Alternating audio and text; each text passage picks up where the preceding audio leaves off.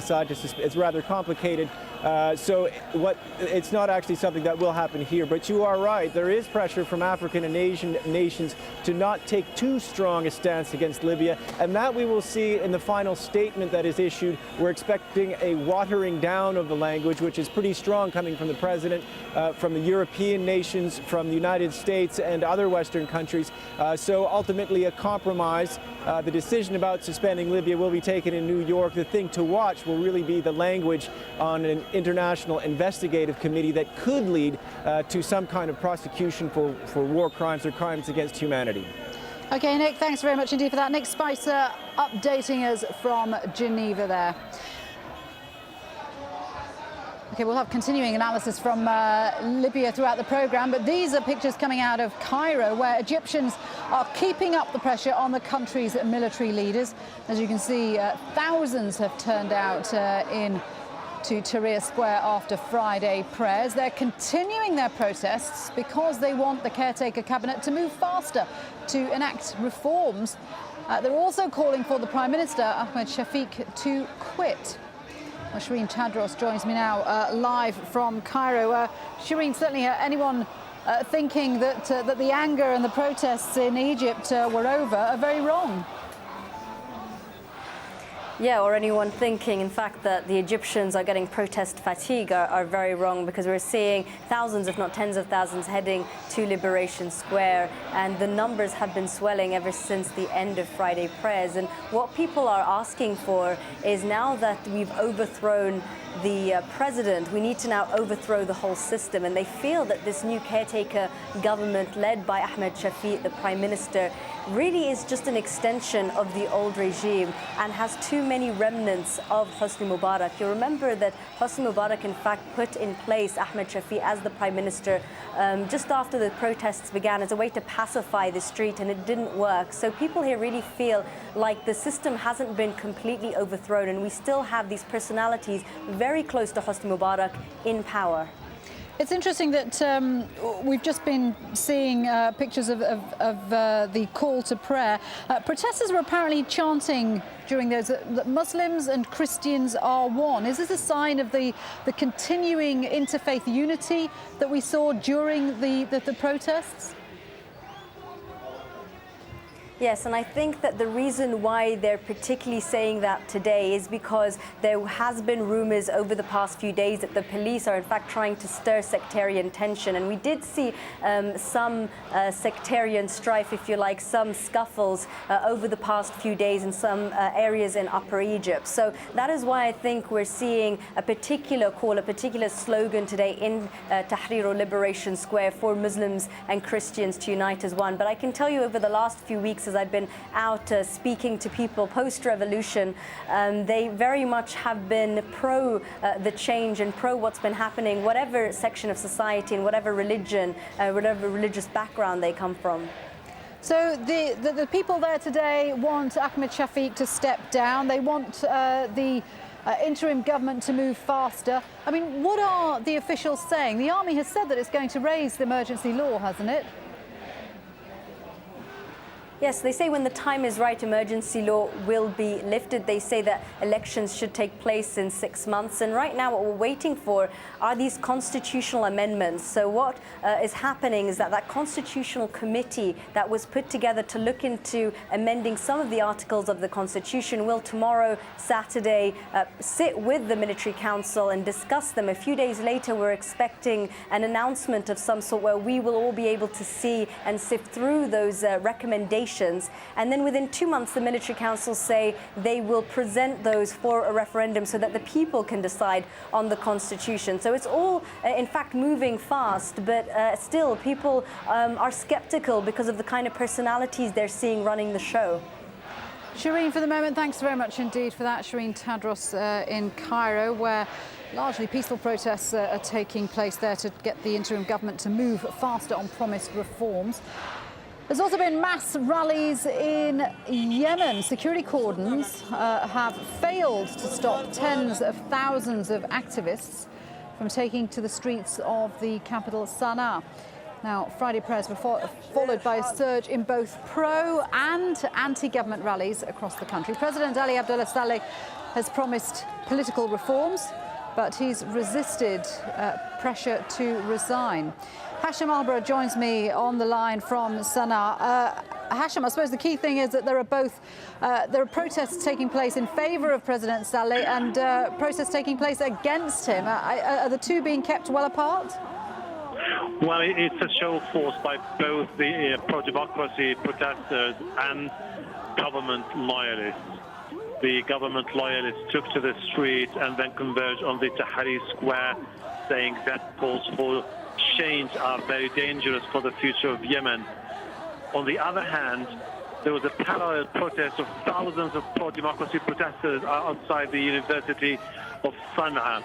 It's very calm at this particular moment. There was a significant deployment of security forces and the police to prevent from any escalation on the streets, because in the past what we had is as soon as the protesters would take to the streets, the government loyalists would block the roads and prevent them from continuing their march, which would lead to more clashes and fighting between both sides. But today they managed to control the situation, and the march and rally of the government loyalists is over at this time. OK, so that's Sana'a. What about the rest of the country? Because we're hearing that there may have been some violence in Aden when security forces were trying to disperse crowds. It's very tense in the city of Aden for one reason, because government is concerned about events in Aden degenerating into more calls for independence, and the government is saying independence is a red line, and we won't tolerate any rallies outside the streets calling for independence. At the same time, we have thousands of protesters converging on the streets of the province of Sada, and this is quite new, because now the rebellion or the rebels of the north have decided to join the cause for radical change of Yemen, and they're saying that they will continue taking to the streets until President Ali Abdullah Saleh and the political elite in Yemen go. We know that President Saleh is reported to have formed a committee in order to have dialogue with protesters. What are you hearing about that, and will that pacify protesters at all? It was rejected outright by the protesters. They're saying that we have been inspired by events in Tunisia, Egypt, and what's going on now in Libya. And our demand is very clear. Ali Abdullah Saleh has to go. Ali Abdullah Saleh, for the time being, says that he has offered concessions. He's ready to resign in 2013, but he's not willing at this particular moment to offer further concessions. However, he's willing to talk to the protesters about an exit strategy. Protesters are saying it's too late. You have to go. You cannot weather this storm anymore. OK, Hashim, thanks very much indeed for that. Hashim Albra speaking to us from Sana'a in Yemen there. Obviously, a lot of things going on across the region today. You're watching AlJazeera's extended coverage of protests taking place across the Middle East. Let's remind you of our top stories. Demonstrations against government corruption and poor living conditions have been taking place in Iraq. Some violence between protesters and riot police has broken out in Baghdad. At least 2 people have been killed in the northern city of Hawija.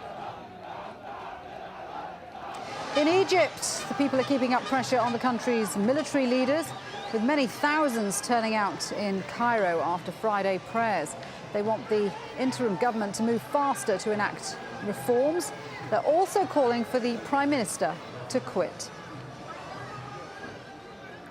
And tens of thousands of Libyans are holding mass protests after Friday prayers.